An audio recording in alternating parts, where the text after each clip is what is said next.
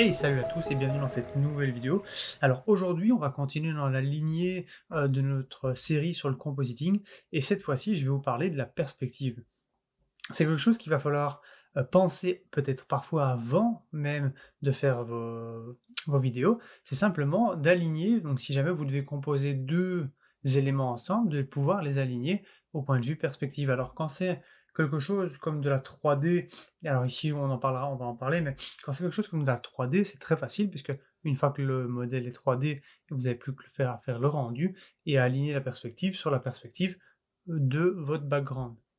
Maintenant, si vous devez filmer du fond vert et l'incruster dans une autre vidéo, si les deux vidéos ont une perspective différente, vraiment, en fait, il y a quelque chose qui se fait ressentir, c'est quelque chose de... Le cerveau analyse ça comme quelque chose d'anormal, hein, le plan est complètement anormal, et donc le spectateur va sortir de l'histoire, quoi.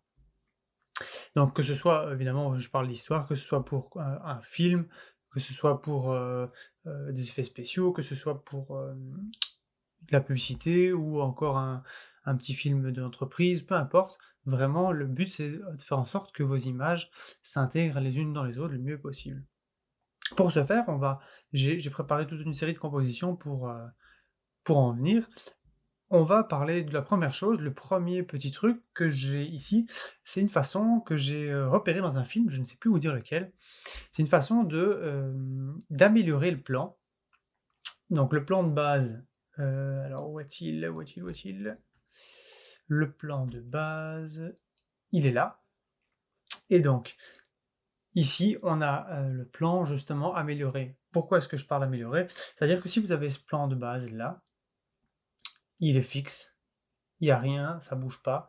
Et donc, si jamais, en fonction de votre histoire évidemment, hein, si jamais vous voulez un petit peu accentuer l'émotion sur ce plan, on peut peut-être faire un petit, euh, un petit zoom dessus. Le seul problème, c'est que comme c'est une image, si vous faites un zoom, sans rajouter d'éléments 3D, ben ça va se voir en fait. On va comprendre que c'est un simple zoom et que ce n'est pas un mouvement vers l'avant. Alors ici, à l'inverse, en fait, j'ai rajouté donc des murs en 3D qui sont, hop là, ici, voilà. Et donc les murs sont ici, ma caméra est là, et en fait j'ai rajouté un tout léger mouvement, pas beaucoup plus, juste histoire donc de faire avancer la caméra, voilà. Et de ce fait, en fait, une fois qu'on voit la perspective qui se fait dans les murs, le cerveau automatiquement en fait transforme la perspective du reste. Et donc on a l'impression que tout le plan est en perspective alors que pas du tout. Parce que si on regarde le plan seul, hop, il n'y a aucun parallaxe ici sur le côté au niveau des bâtiments derrière l'homme. Par contre, évidemment, ici, on a fait un plan simple, on a fait simplement euh, un dolly vers l'avant. Maintenant, si vous commencez à faire des mouvements de caméra complexes, alors l'image va s'en ressentir, on va comprendre qu'il n'y a pas de perspective. Mais simplement, vous voyez, ici, en avançant simplement donc le, la caméra vers l'avant et en rajoutant ces murs, en 3D, eh ben, on change totalement l'émotion que le plan peut donner. Alors, j'ai fait la même chose avec un autre plan. Le plan de base est ici. Voilà, c'est des vidéos que vous pouvez trouver sur Pexel, hein, sur Pexel Vidéo. Donc, si jamais vous voulez vous entraîner, je mettrai donc les vidéos dans la description et alors je mettrai aussi donc les textures que j'ai utilisées pour faire justement les murs qu'on a ici. Je vous les mettrai dans la description, elle se retrouve sur ces textures even. Donc c'est un site super sympa, c'est des textures gratuites. Et donc on peut regarder ici. Pareil, le plan est fixe, j'ai rajouté un petit travelling vers l'avant et on voit que l'émotion y est complètement. Alors, quand on parle de perspective, donc ici pour des éléments 3D, eh ben, il faut aligner donc les murs avec la vidéo. Et pour ce faire, alors moi je le fais à l'œil maintenant. Maintenant, si vous voulez un petit peu, hop, voilà. Alors pour ceux qui se le demandent, je ne suis pas dans Resolve, puisque pour passer d'une composition à l'autre dans Resolve, ça devient pour l'instant avec la bêta 3 je pense, ça devient un peu galère. Une fois sur deux, il me fait un petit plantage, donc du coup je suis directement dans Fusion.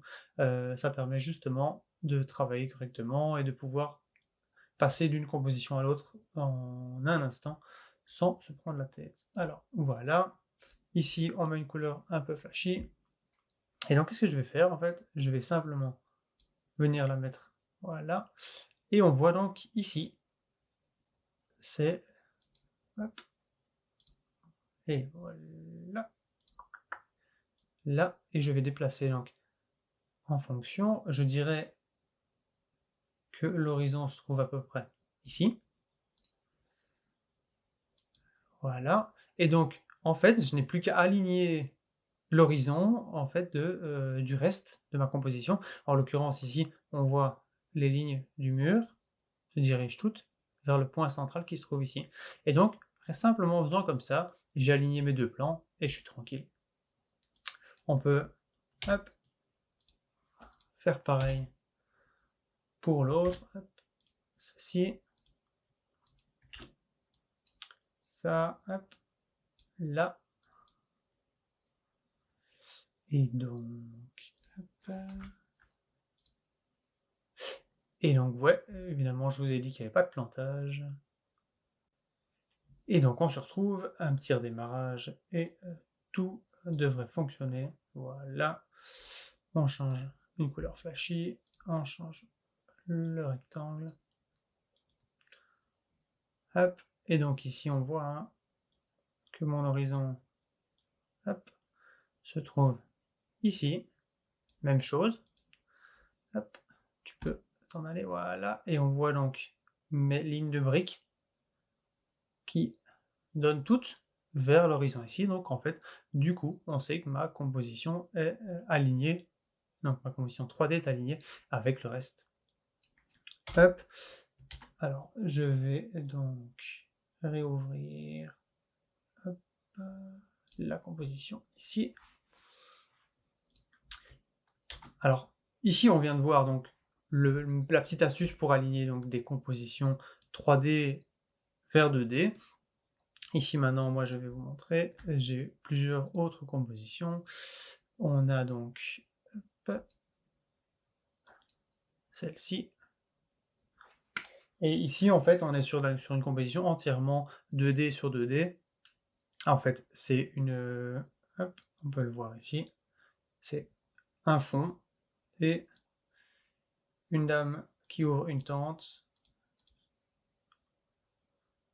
Hop, voilà, une dame qui ouvre une tente sur un fond, donc en fond vert. Ensuite, bah, il y a effectivement un primate pour enlever le vert, une petite color correction, et le tout donc est envoyé ici. Voilà. Hop. Voilà. Et donc on voit que la composition ici est alignée l'une avec l'autre. Alors de mémoire, j'ai trouvé voilà, ce plan-ci. Si je mets ce plan-ci ici par exemple, ça modifie la chose et là il y a quelque chose de bizarre qui se passe. En fait, si vous voyez ce plan-ci, la caméra filme vers le bas pour justement avoir le paysage. Or, la tente n'est pas du tout positionnée de cette façon. Donc pareil, hein, si vous le souhaitez, donc quand vous prenez vos deux fichiers voilà, correspondants, vous pouvez appliquer donc le petit truc de la ligne rouge pour aligner les deux horizons. Une fois que c'est fait, tout, vous n'avez plus qu'à composer avec votre couleur correction et au niveau du reste, donc au niveau de l'edge blur et du light wrap, donc c'est-à-dire l'entourage de couleurs, et puis en fait le tout est joué. Une autre composition dans le même style, hop, le temps que ça charge, donc on a celle-ci, alors oui, il y a la plante ici devant qui vend un peu le truc, si j'avais un peu de temps, j'aurais pu tout à fait cloner le sol ici pour le retaper ici pour qu'on ne voit plus la plante, et le tour est joué, ou alors même j'aurais pu détourer la plante pour la replacer devant. J'ai pas envie ici de me prendre la tête. Et vous voyez, le tour est joué. Les deux plans correspondent l'un à l'autre. Alors, C'est plus compliqué quand vous avez un humain d'estimer la proportion, d'estimer la position de la caméra. En général, j'essaye de voir ça à l'œil. Maintenant, c'est plus compliqué de le faire parce que vous n'avez pas de ligne de fuite ou des choses comme ça. Maintenant, si vous avez un truc pour le faire, n'hésitez pas à mettre en commentaire. Je serais ravi d'apprendre. Personnellement, quand il y a un humain, je le fais à l'œil et je fais en plusieurs essais, on va dire ça comme ça. Maintenant, ça, c'est dans le cas, il y a plusieurs tests, hein. On a ici, hop, on peut changer, on voit que ça ne correspond plus trop parce que le plan ici est trop bas par rapport aux humains et des choses comme ça. Donc, le but ici, hein, avec tous les shots différents, bah, c'est de vous montrer qu'il y a moyen d'aligner deux perspectives l'une avec l'autre.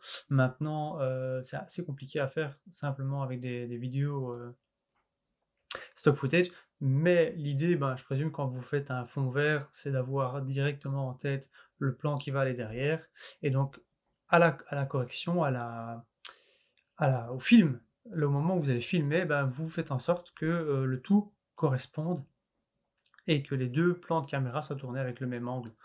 Maintenant, si jamais vous devez, par exemple, tourner et vous n'avez pas de fond vert, vous devez absolument l'appliquer. J'ai une petite astuce, alors on va montrer d'abord ici, on va montrer l'astuce comme ça, on le voit tout de suite.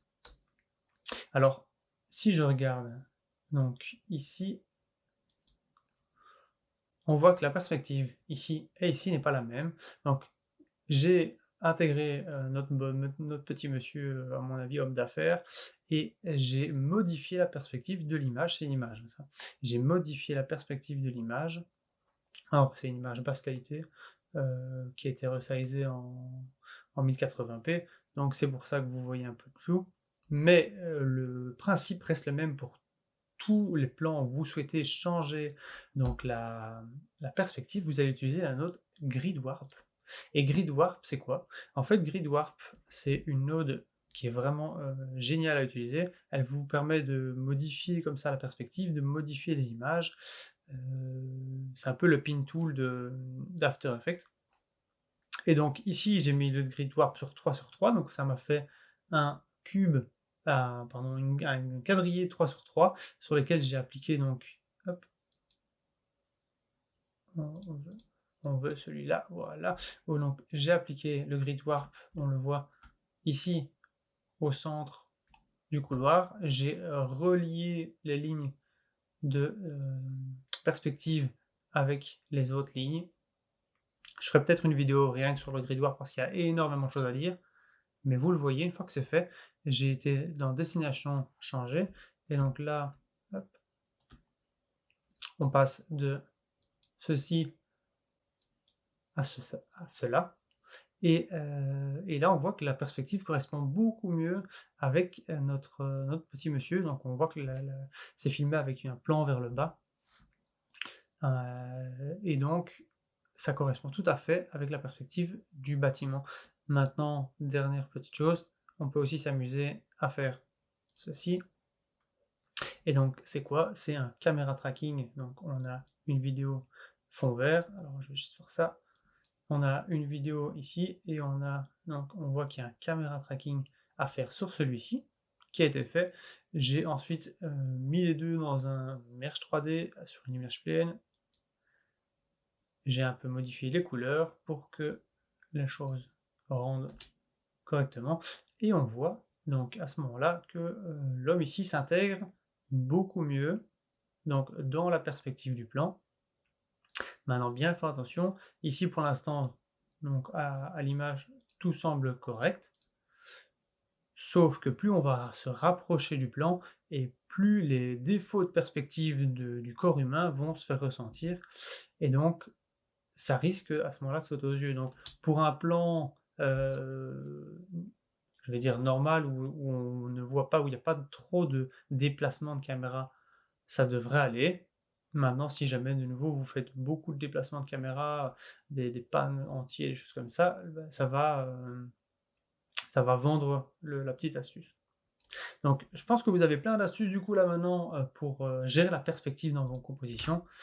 Je vous dis à très bientôt pour une prochaine vidéo et dans laquelle on verra sûrement comment marier les couleurs ensemble, marier la saturation et des choses comme ça. Je vous dis à très bientôt, ciao ciao.